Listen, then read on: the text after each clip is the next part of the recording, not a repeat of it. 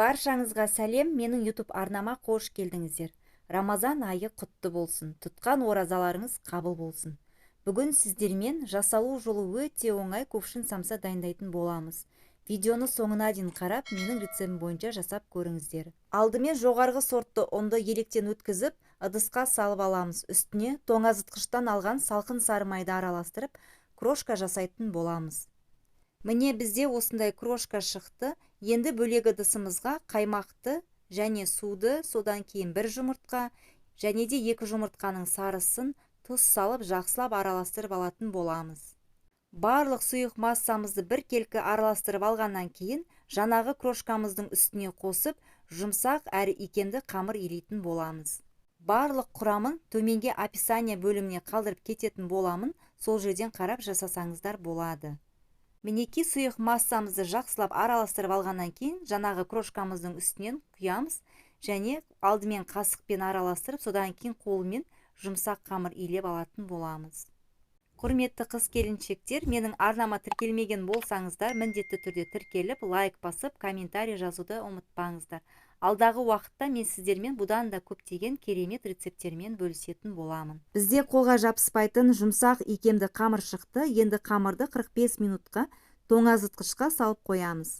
Менің қамырым тоңазытқышта 1 сағаттай көлемінде тұрды. Енді осы қамырды 40 граммнан бөліп алатын боламыз.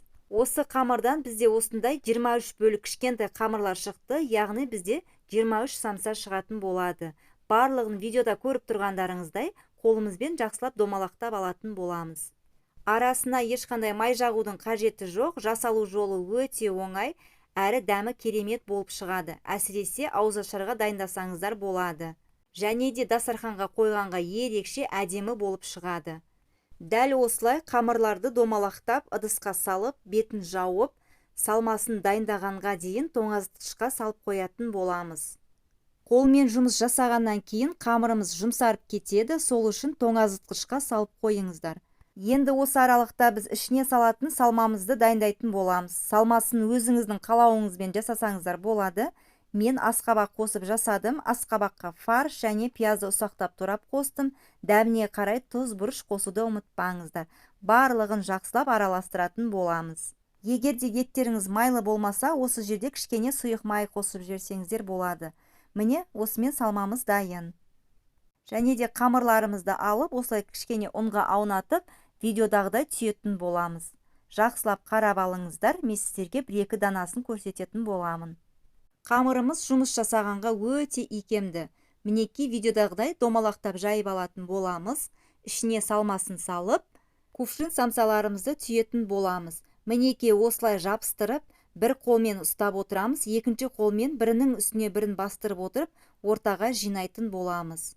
Сіздерге басында қиындау болуы мүмкін. Бірнеше рет жасай келе қолдарыңыз үйреніп кетеді. Бірінің үстіне бірін басып отырып, бір жаққа жинай бересіздер, сол кезде ортасы домаланып шығады. Міне кувшин самсамыз дайын, енді тағы да жақыннан көрсететін боламын. Дәл жаңағыдай бір қолмен ұстап отырамыз, екінші қолмен бірінің үстіне бірін басып отырып, ортаға жинаймыз. Және де қамырды басқан кезде қамырымыз ажырап кетпес үшін қаттырақ басыңыздар. Дәл осылай барлық қамырларымызды түйіп шығатын боламыз. Мінеки барлық самсаларымызды түйіп шықтық. Енді осының үстіне жұмыртқаның сарысына кішкене сүт құйып араластырып, барлық самсаларымыздың бетіне жағып шығатын боламыз. Және де қалауларыңыз бойынша ақ кунжут, қара кунжут немесе мак сеуіп шықсаңыздар болады. Және алдын ала осы кезде пештеріңізді қыздыруды ұмытпаңыздар. Қызып тұрған 180 градус пеште 30-35 минут шамасында пісіріп алатын боламыз. Кунжут немесе мак сепсеңіздер, самсаларыңыз өте әдемі көрінетін болады, сондықтан да лажы болса себуге тырысыңыздар. Мінеки кувшин самсаларымыз әдемі болып пісіп шықты, дәмі өте керемет песочный болып шықты. Жасалу жолы өте оңай, самсаны міндетті түрде ауызашарға жасап көріңіздер. Назарларыңызға рахмет. Сіздермен болған Айнұр, қош сау болыңыздар.